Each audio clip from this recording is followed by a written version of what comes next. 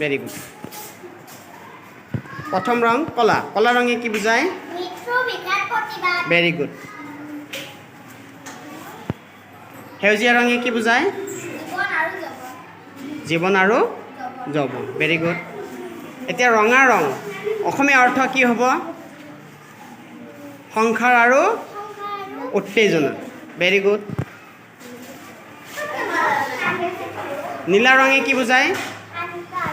বেদনা। Very good. বগা ৰঙে পবিত্ৰতা। হালধীয়া আনন্দ। Very good.